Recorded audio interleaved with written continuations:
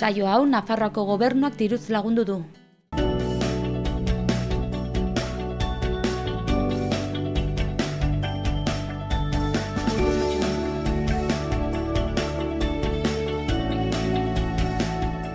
Arratsaldeon guztioi eta ongi etorriak Xaloa telebistara egun ez egun Iruñerriko hotsak eta zaratak saioan gaituzue. Gaurkoan martxoak 23 dugu osteguna. Arratsaldeon zuri ere, Maria. Arratsaldeon, Larraitz. Oso ongi eta zu? Ongi baita ere. Osteguna dagoeneko, giro hotza, ezta? Eguzkia atera da, baina hotza egiten du hementxe, Berriozarren gutxienez. Hemen inguruko mendietan gainera elurra egin du goian, baina kota igotzen joango da, baina elurra ikusi dugu ere, ez? Bai, hemen behan ez. Ez, hemen behan oraingoz ez. Oso ongi, gaurkoan bi elkarrizketa oso interesgarri eta oso ezberdin. Alde batetik Pilar Telletxea etorri zaigu, zeinetik, enpresen eta berrikuntzaren europear gunea dugu zein, eta Denda naiz, Soi Komertzio izeneko kanpaina aurkeztuko digu, bigarren edizioa aurkeztu zuten otsailean dagoeneko, eta gauza oso interesgarriak kontatu dizkigu, enpresa berriak sortzeko gogo horretan, ez? Oso interesgarria. Oso. Eta bestalde batetik gaurkoan, Nafarroako korrikaren koordinatzailearekin egoteko aukera izanen dugu, Asier Biurrun onera gerturatu zaigu, azkeneko prestaketen berri emanen digute, izan ere datorren astean ja, Otxandiotik aterako da korrika, 20. gainera, modu berezian prestatu dutena, beraz, sekretu asko ez dizkigu kontatu, izan ere azkeneko momentura arte gordeta izanen dituzte, baina argitu dizkigu gauza bat. Oso ongi, korrika beraz heltzear ja, ez? Bukatzen ari zaigu martxoa, ere bai. Oso ongi, elkarrizketen ondotik ostegunero bezala, saretik atala.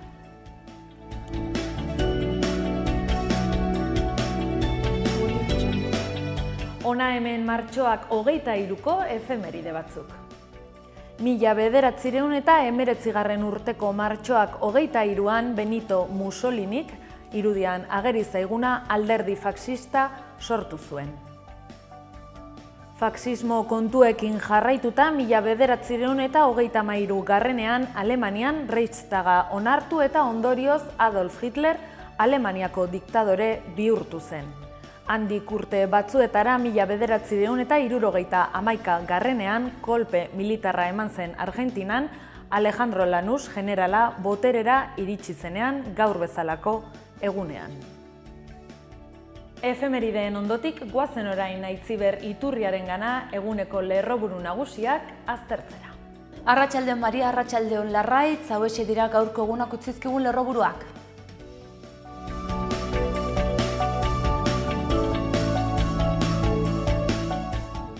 Martxoak 23 greba eguna gaur hezkuntzan ikasle abertzaleak deituta, greba eguna izan da gaur ego Euskal Herrian Lomceri, Heziberri eta EU 2020 aurre egiteko eguerdia mobilizazioak izan dira ego Euskal Herriko hiriburuetan, esan bezala, Iruñean eguerdiko 12etan manifestazioa egin dute. Eta Abertzale Altsasoko erasoaren auzian auzipetutako gazteen senideek Espainiako diputatuen kongresuko oposizioko hainbat ordezkarien babesa eta elkartasuna jaso dute auzipetuei terrorismo delitua ez leporatzeko eta auzia Nafarroara itzultzea eskatu dute. 25 milioi euro UPN garraioaren hirian utzitako zuloa tapatzeko Nafarroako gobernuak Nasurbintza Sozietate Publikoari 25 milioi euroko aparteko kreditua ematen dion foru lege proiektua onartu du. Aurrera jarraituz albistekin, ordenantza guztietan genero ikuspegia txertatuko du Iruñeko udalaren berdintasun planak, ikerlan sozioekonomikoa abiaraztea, eraso sexisten kontrako protokoloa eratzea eta elkarteak laguntzeko urratsak biltzen ditu 2020 arte iraunen duen berdintasun planak, eta Iruñean jarraituz udalak tokiko merkataritzaren aldeko kanpaina abiatu du. Hurbileko merkataritza hobe hurbil lelopean, auzoetako dendetan kontsumitzeko deia zabaldu du udalak, auzoa bizirik mantendu eta enplegua sortzen duelako. Eta gaurko albisteekin jarraituz, pertsona bat hilda Garinoainen trafiko istripuan. Eta bukatzeko Artxipielagoa kantua, bertsolaritza, musika eta proiektzioak uztartzen dituen ikuskizuna Baluarten azaleratuko da hurrengo apirilaren 28an.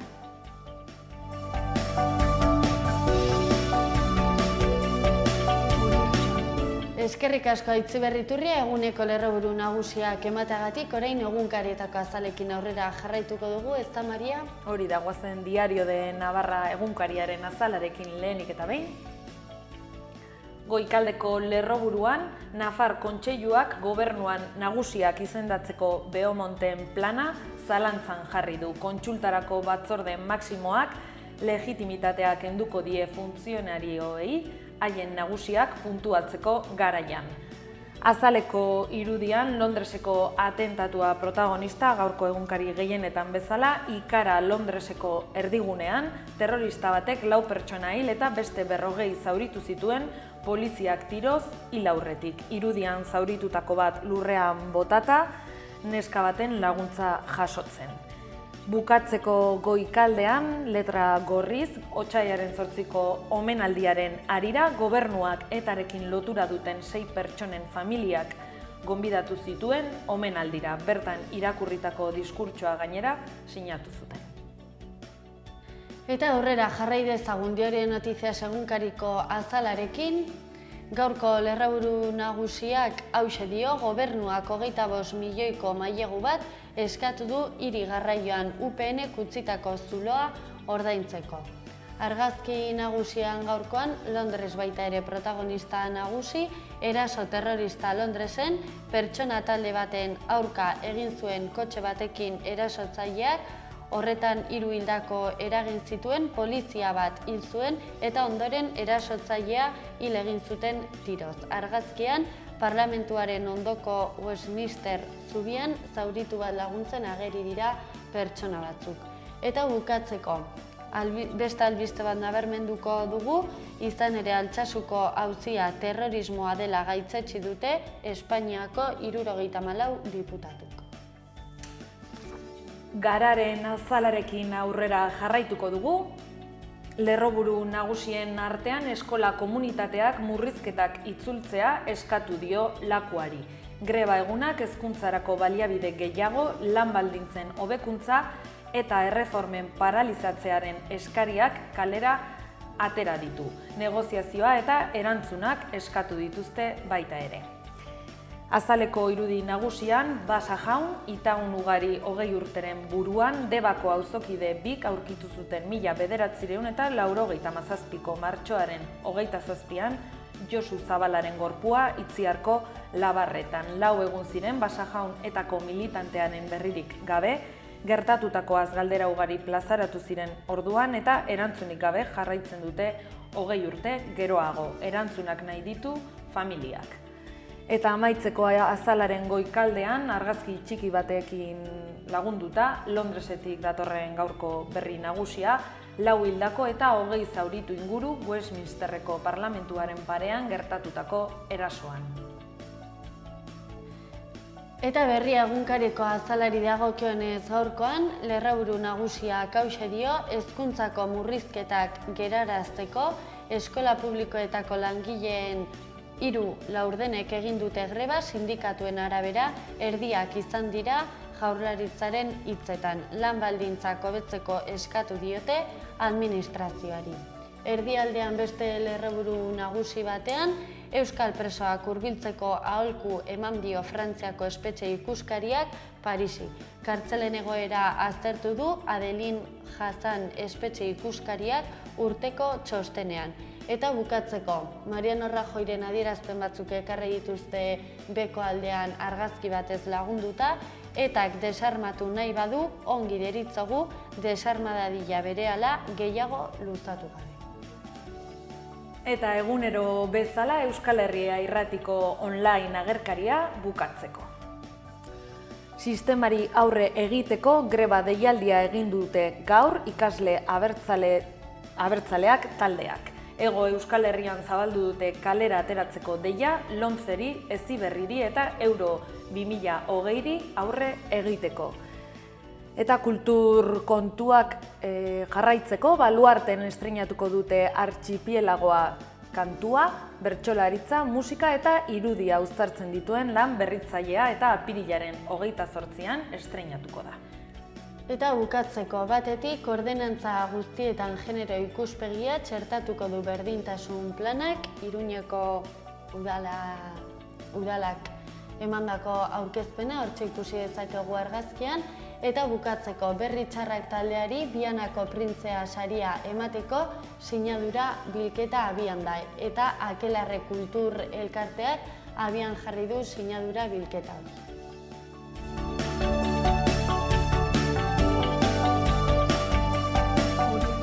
Jarrai dezagun aurrera eguneko eta asteburuari begirako agendarekin. Gaur bertan hasiko da Iruñean LGTB zinema eta arte eszenikoen nazioarteko jaialdia den Zinegoak. Proiektatuko diren filmak Gravido, Take Your Partners, Oh Be Joyful, Home eta Mama Bet Bast, gaur bertan arratsaldeko 8:00 Golen Baiona zinema aretoan. Gazte interpretatzaileen zikloaren barne, kontzertua eskainiko dute gaur Nafarroako goi mailako musika kontserbatorioko ikasleek. Arratsaldeko 7:00 izango da ostegunero bezala Fernando Rematxa auditorioan. Nafarroako Orkestra Sinfonikoak ere kontzertua eskainiko du gaur osteguna arratsaldeko 8:00 Baluarten. Zuzendaria Antoni Guit izanen da, bakarlaria Lukas Geniusas pianojolea eta Tchaikovskiren eta Rachmaninoffen lanak interpretatuko dituzte. Dokumental zikloa Nafarroako Filmotekan gaur arratsaldeko 6:00 Ni Arga, argaren inguruko dokumentala izanen da eta sarrera ez da doakoa, €1 ordaindu beharko da. Jarraian arratsaldeko 8:00 Kortate el pelo dokumentala ikusteko aukera eta sarrera €1 ere bai. Kuslioseando erakusketa Atena Fundazioaren eskutik martxoaren 31 arte Gazteriaren etxean. Iruña infografikoa eta mankomunitate infografikoa erakusketak ikusgai egonen dira Kondestable jauregian apirilaren lehen arte. Kronika eta oroimena Pako Okainaren eskutik maiatzaren lehen arte egonen da Zitadelako Mistoen pabilloiko lehenengo solairuan. Zurine Koronadoren Instantes pintura erakusketa Arrosadiako Zibiboxean martxoaren 30 arte. Eta bihar ostiralan sartuta Lee Scratch Perry eta Sustraians Review Zentral Cafe antzokian arituko dira arratsaldeko 8:30 hasita. Bihar ere Asian Da Foundation taldearen sound system Totem aretoan martxoaren 24 ostiralarekin esan bezala Totem aretoan Atarrabian ate irekiera gaueko 10:00 izanen da eta kontzertuaren hasiera 11:00. Larunbatari begira antzerkia eskainiko digute In Extremis konpainiakoek Medida por medida antzeslanarekin. Gaueko 8:00 izanen da Burlatako kulturretxean. Eta agenda errepasatu eta gero goazen orain Larraitzekin udalerrietako albisteak ezagutzera.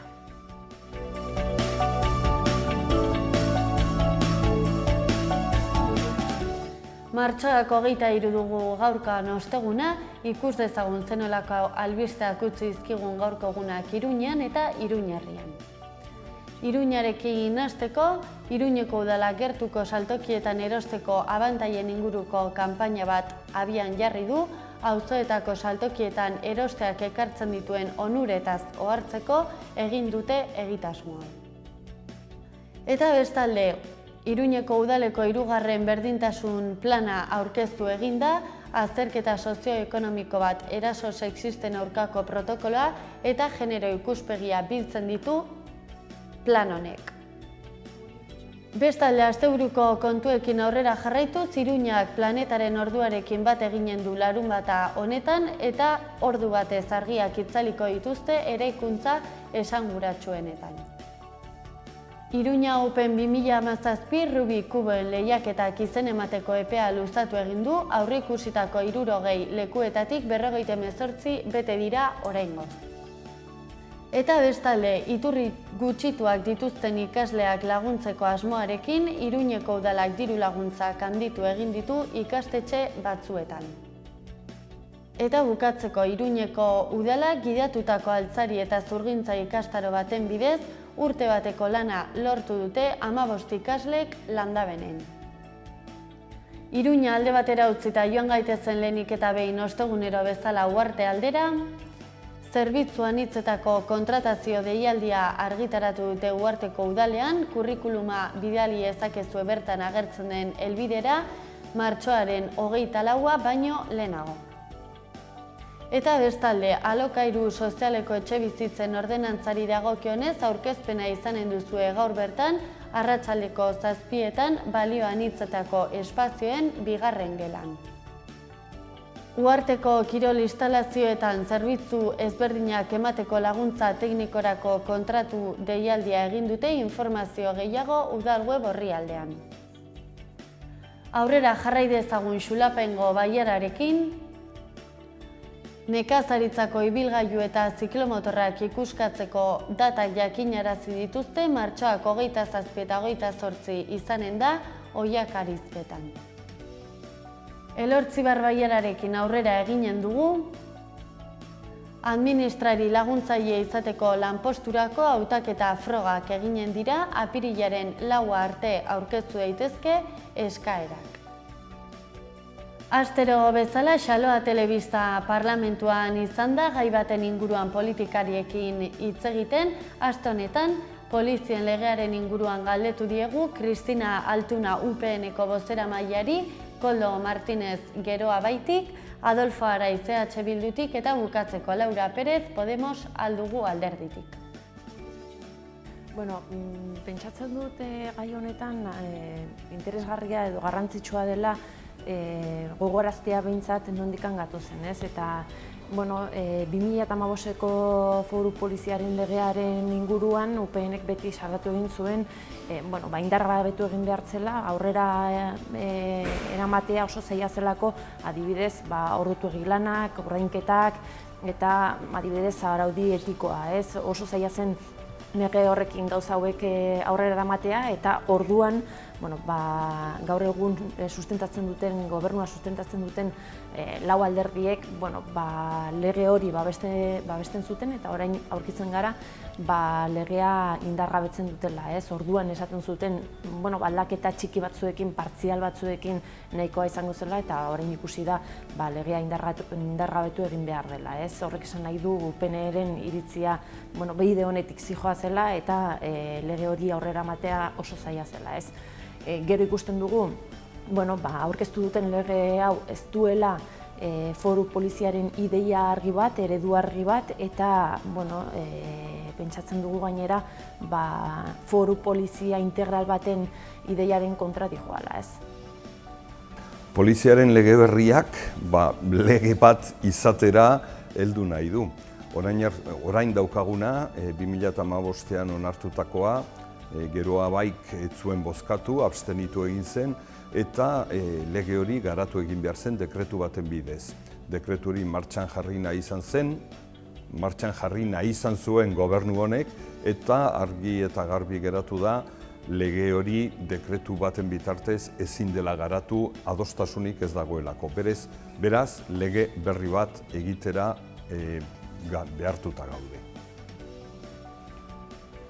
Dakigunez, momentu honetan lege aurreproiektu bat dago eta helburua, horrela gobernuak kontatu digunez, izango da orain arte indarrean zegoen lege hori gainditzea eta lege horrek hain zuzen ere bazituen disfuntzio batzuk eta arazo batzuk sortu zituen bai kompetentziak egiterakoan, funtzioak aurrera eramaterakoan, eta batez ere momentu honetan Foru Polizien artean dagoen giro txar hori gainditzeko asmoa. Eta hor berrikuntza batzuk badaude, batez ere orain arte Foru Poliziek zituzten konpentsazio bat, froga fisiko edo ariketa fisiko batzuk gainditzeagatik, hor nahi dena da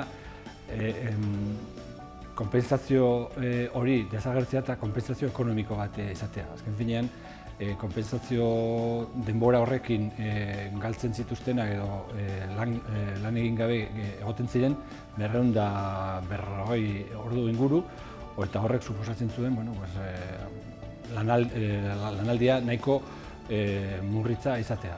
Beste gauza batzuk, beste aldaketa batzuk badaude, guk interesgarritzat jo ditugu batzuk, etika komisioa adibidez, guretzat oso interesgarria da, azken finean poliziarekiko dauden kezkak kanpoko batzorde batek konpontzea, gure ustez, independentzia emango dio foru poliziari eta batez ere batzorde horri.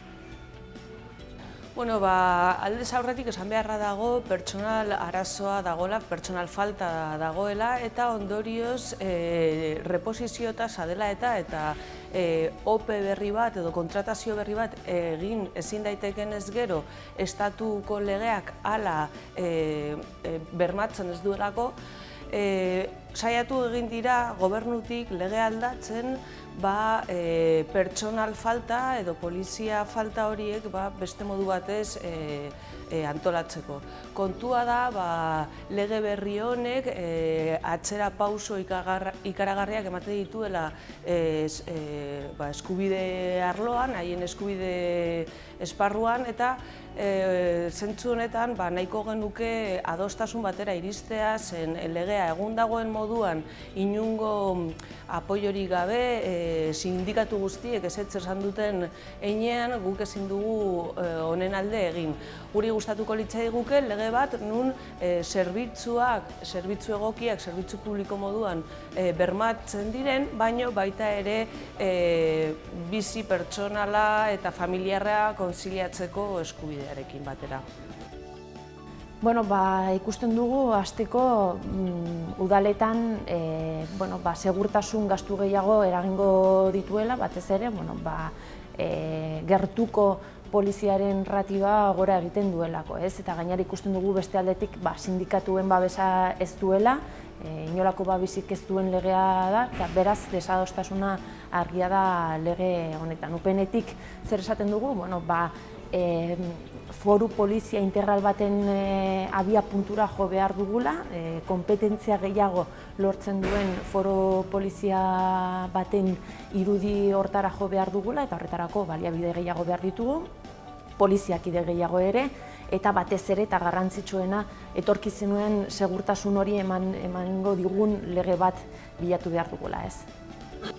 Lege honen bitartez nahi dena da polizia foru zaintza edo polizia foral integral bat lortu, hori da helburua. Horretarako egia da, hamaika oztopo dago, hasita adostasuna behar dela, sindikatuen foru zaintzaren sindikatuen arteko adostasuna, funtzio publikoaren mailan ere bai, eta alderdi politikoen artean ere bai. Beraz, zaila izango da, baina gure asmoa eta gobernuarena ere lege berri honen bitartez polizia integral bat lortzea Nafarroan. Hori da nahi duguna, hori da gobernuak nahi duena. Eragina ikusteke dago momentu honetan, jakin beharko da azkenean zenolako lege onartzen den, badakigu momentu honetan polizien artean eta foru polizien artean desadostasun nabaria dagoela, baina nik uste dut aurre iritzi batzuen arabera izan dira kezka horiek. Nik uste dut lantzen denean eta aurrera eramaten denean aurre proiektuaren eztabaida eta parlamentuan emango den eztabaidaren arabera gauzak argituko direla uste dugu, eta zentzu horretan ikusi beharko da ze puntutaraino desadostasun sindikal hori mantentzen den edota lortzen da adostasun gehiago. Guk uste dugu momentu honetan zuzen ere sindikatuek egin beharko luketela zen departamentarekin negoziatzea, ikustea diferentzia horiek nola gaindi daitezken, eta gure ustez behintzat konponketa ez dago esanez ez dugu deus negoziatzen eta 2015ko legearekin mantentzea. Hori gure ustez aurrera pauso bat besterik ez da eta ikusiko dugu zer gertatzen den. Goizegi da iritzi bat emateko, azken finean ez dugulako uste legea horrela geratuko denik, suposatzen dugu akordioetara iristeko kapazak izango direla, eta beraz ez luke printzipioz ezertan eragin behar, baizik eta hobetzen saiatu beharko lirateke. Gure ustez batez ere gobernutik adostasuna hasieratik bilatu ez delako, ez? Ikusten dugu, sindikatu guztiek eta alderdi politiko askok ez dutela, lege hau babesten eta hasteko adostasun hori bilatu behar dela, ez? Horrez gain, ez dakigu zenolako helburura goazen, ez? Esan dudan bezala, ez dugu foru poliziaren eredu argi bat, ez dakigu nora jotzen dugun eta pentsatzen dugu hori hasteko abiapuntu funtsezkoa dela, ez, oinarrizkoa. Beraz, UPN-etik eskatzen dugu aurkezten den lege hau alde batera utzi, eztabaida sakon bat hastea, ze nolako foru polizia nahi dugun eztabaidatzea sakonki, eta gero adostasun batera jo, funtsezko eta adostasun duen lege bat aurkitzeko, ez. Nik esango nuke desadostasun handienak mundu sindikaletik datozela. 2015ko lege horrek hainbat eta hainbat onura ekarri zion polizia foralari eta gure ustez argi dago onura horiek zentzu batzutan behintzat gehiegizkoak direla. Ez datozela bat gizarteak bizi duen egoerarekin.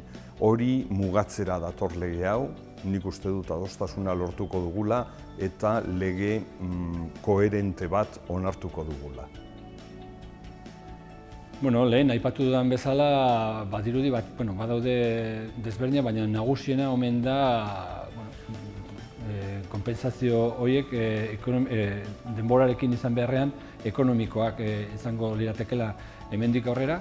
Eta hor ikusi beharko da, lehengo legea 2015ean onartu zen lege hortan, gai hau mahai gainean egon zen, eztabaida guztietan egon zen ere, etzen zehaztu hain zuzen ere konpentsazio ekonomikoa, eta nik uste dut momentu honetan sindikatuek aukera paregabekoa dutela hain zuzen ere negoziatzeko eta ikusteko horren truke ze konpentsazio ekonomikoa lortu beharko lirateke, eta gero nik uste dut hemen ere, zintzen da, eredu poliziala ze nolako foru polizia nahi dugun, guk apostu bat egin dugu polizia integral baten alde, eta horretarako orain arte dauden disfuntzio batzuk gainditu beharko dira, eta hortan ari gara, nik uste dut denbora eta garaiz gaudela hori konpontzeko, anteproiektua badirudi apirilaren zehar onartuko dela, bihurtuko dela lege proiektua, eta gero eztabaida sutsua mantenduko da segurazki berriro hemen parlamentuan.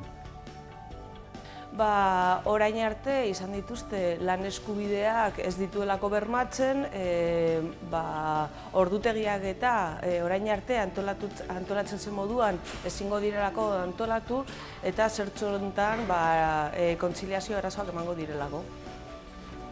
Eta politikariekin amaitzeko astero egiten dugun moduan gai libre bat emanen diegu bereiek hautatutakoa eta azalpen batzuk emanen dizkigute hautatutakoaren inguruan.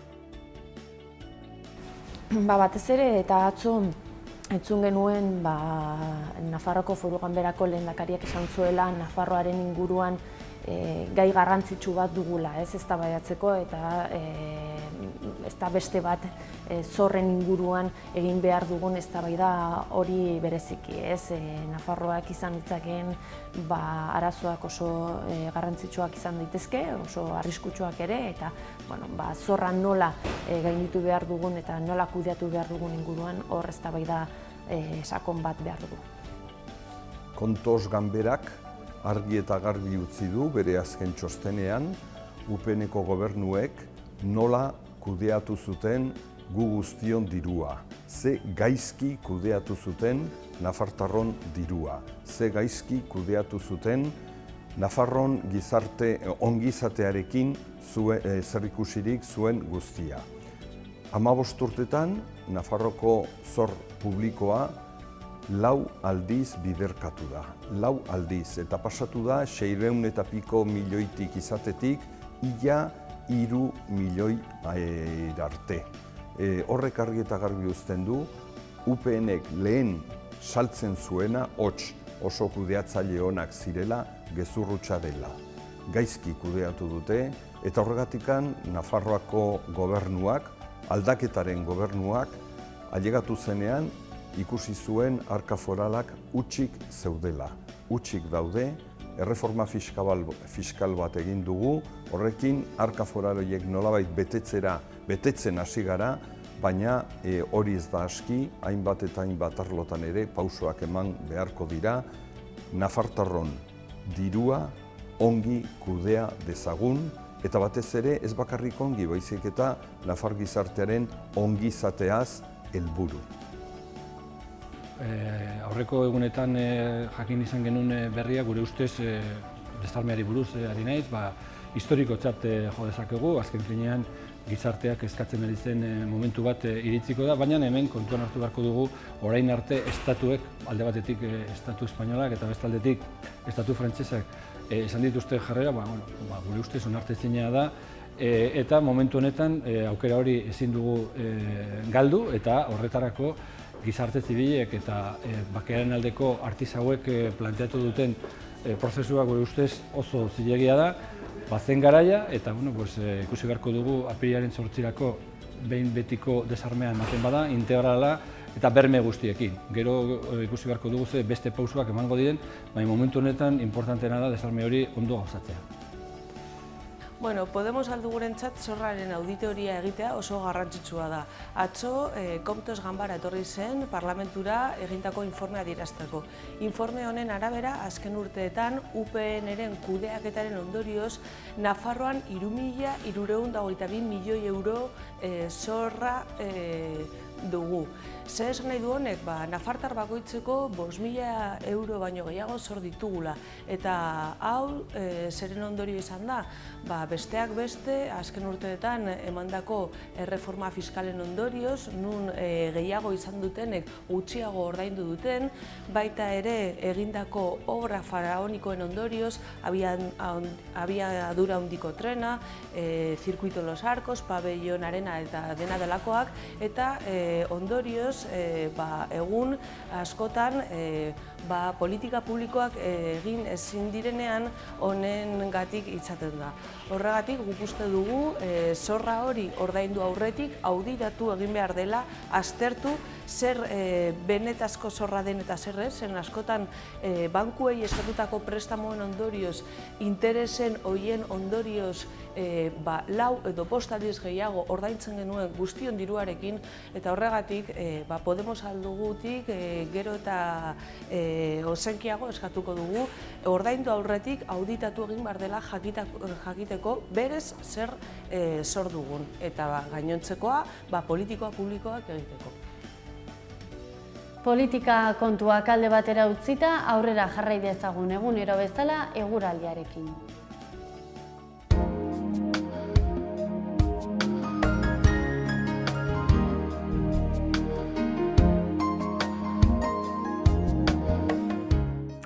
Gaur martxoak 23 osteguna, giro hotza eta aldakorra izango dugu Nafarroan. Goiz partean giroa lasaiagoa eta ostarteak irekitzeko aukera handiagoa izango da, baina arratsalderako hodeiak trinkotu egingo dira eta zaparradak botatzeko arrisku gehiago izango dugu.